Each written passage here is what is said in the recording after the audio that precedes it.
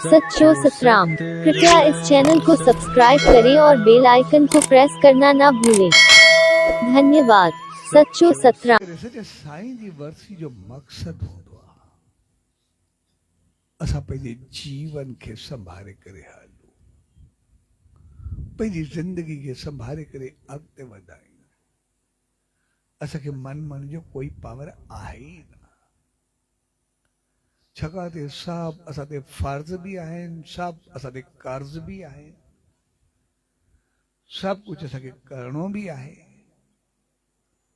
छाकाणि असां कोई हिकु कमु कंदासीं, जेतिरो कंहिंखे उन कमु करण सां ख़ुशी मिलंदी, जेतिरा असां कंहिंखे ख़ुशी ॾींदासीं, घर वारनि खे, परिवार खे, समाज खे, माहौल खे, दोस्ती में, रिश्तेदारनि सां जेको बि असांजी नेकी थींदी, बहितर थींदी, जेको जो चहिरो महकंदो, जेतिरो पुञ उन्हनि खे मिलंदो असांखे खिलाइण जो, त ओतिरो खिलण जो पुञ उन्हनि खे मिलंदो, लेकिन सभिनी खे खिलाइण जो पुञ त असांखे ई मिलंदो।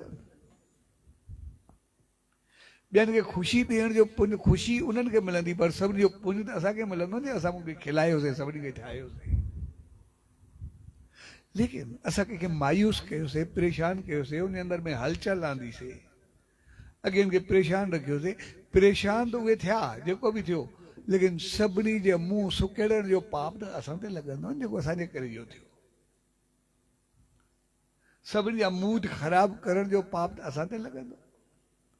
उनखे परेशानी, मायूसी, तनाव जो पाप त सॼो असांजे मथां वेंदो, छाकाणि त असांजे करे उहे परेशान आहिनि। तंहिंजे करे असांजी हालत, असांजी रहत, असांजा अमल सभु असांखे संभाले हलण जा हूंदा आहिनि, सभु पंहिंजो पाण खे बढ़ाए रखण जा हूंदा आहिनि। असां कॾहिं इहो न सोचींदो मुंहिंजी ज़िंदगी आहे, मूंखे जीअं वणे तीअं करूं, सॉरी कुझु बि न, जीअं वणे तीअं करे हा, पोइ सभु ख़ुदकुशी खे जेको आहे पुञ करार ॾिना, पाप न पियो। ज़िंदगी तूं रखे थो ख़तमु करे, तुंहिंजी मर्ज़ी आहे, केरु तोखे रोके सघे थो? आहे तुंहिंजी मर्ज़ी आहे। हक़ीक़त तुंहिंजी ज़िंदगी आहे किथे? ज़िंदगी उनजी हुजे तो पाण पैदा थिया न, जन पैदा कयो आहे ज़िंदगी, त उन्हनि ॾींहंनि में हिन कहिड़ो ज़िंदगी कहिड़ी पातो आहे?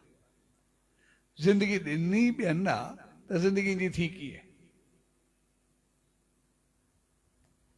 जन ज़िंदगी ॾिनी आहे उनजी ज़िंदगी आहे, जंहिं आत्मा ॾिनी आहे उनजी आत्मा आहे, ऐं ज़िंदगी उन मालिक जी रहमत सां मिली आहे, त इन करे उनजी अमानत आहे। अमानत में कॾहिं बि ख़यानत न थियणु खपे। अमानत खे असां अमानत तौरु बहितर करे हलायूं, ऐं उन असांखे अमानत ॾिनी बि उहा आहे, ईअं बि न असां छड़ो रखी छॾूं, न उन अमानत खे असां बहितर अंदाज़ सां हलायूं। पंहिंजी ज़िंदगी खे सभु जेके असांजा फ़र्ज़ आहिनि, जेके चङाई आहे, बहितरी आहे, संसार खे बणाइणु आहे, असां सभु कुझु जॾहिं उन ते पूरा उतरंदा आहियूं, तॾहिं असांजे जीवन जो उद्धार थींदो आहे, तॾहिं असांजी ज़िंदगी ठहंदी आहे। ऐं असां सभु जेके ई इंसान आहियूं, पंहिंजे कर्मनि ऐं अमाल ते यकीन रखंदा आहियूं, त जहिड़ा कर्म कंदासीं तहिड़ो फल मिलंदो, जहिड़ा अमल हूंदा तहिड़ो नतीजो मिलंदो, जहिड़ी नियत तहिड़ी मुराद। असां सभु उन ते विश्वास रखंदा आहियूं। जंहिंसां कमु चङा कंदासीं, ज़िंदगी में दुख ईंदा छो? असां कंहिंखे दुख ॾींदासीं न, त असांखे दुख ईंदा छो? जॾहिं असां ज़िंदगी में कंदासीं ई चङाई, त पोइ असांजी ज़िंदगी में मंदाई ईंदी छो? तंहिंजे करे असां पंहिंजे जीवन खे, पंहिंजी ज़िंदगी खे बणाए संभाले ऐं ठाहे करे हलूं। जॾहिं ज़िंदगी खे बणायोसीं, असांजो सभु कुझु बणिजी वेंदो, ऐं पोइ असांजो मौत न हूंदो, पर मौत ज़िंदगी हूंदी, जेको पोयां सदाई यादि कंदा आहियूं। मालिक जी रहमत अॻिते बि खुलियल हूंदी, असां हिते बि रोशन हूंदासीं, उते बि रोशन हूंदासीं, मालिक जी रहमत में हरिया भरिया ख़ुशि ऐं ख़ुशहाल रहंदासीं। जे प्यार भरे मौक़े ते पर सभु गॾु थियो, उहो मौक़ो हक़ीक़त में असांखे पंहिंजी ज़िंदगी खे जीअण जो तरीक़ो सेखारे थो।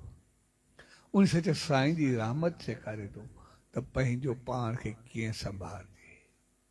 अगरि उहो सभु कुझु पंहिंजे साम्हूं एतिरो संभालणु, जे पंहिंजी मर्ज़ी सां हिकु लफ़्ज़ बि न करी छॾणु, हर लफ़्ज़ खे संभाले करे हलणु, हर सोच खे संभाले करे हलणु, उन्हनि ज़िंदगी में केतिरी तपस्या कई हूंदी, केतिरो पाण खे बणायो हूंदो, केतिरो ठाहियो हूंदो। अगर उन्हनि एतिरो ठाहियो असां ओतिरो न करे सघंदा आहियूं, लेकिन कंहिंसां ग़लति न करूं उहो त ज़रूरु करे सघंदा आहियूं। करूं तो बेहतर, अगर बेहतर न भी करूं कंहिंसां ग़लति न करूं उहो त करे सघंदा आहियूं।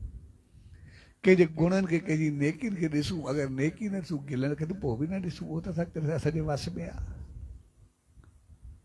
तंहिंजे करे असां थोरो थोरो शुरू में पाण संभालंदो आहे, ऐं शुरू में थोरो संभालींदासीं पोइ सभु कुझु संभालींदो। जे ॿूटे हूंदो आहे पहिरियों ॿूटे जी संभाल थींदी आहे, लेकिन पोइ वण पीढ़ियुनि ताईं संभालींदो रहंदो आहे, पोइ जनम जनम ताईं संभालींदो आहे, केतिरो जनरेशन संभालींदो आहे, ऐं सदाई उहो फल मिलंदो रहंदो आहे।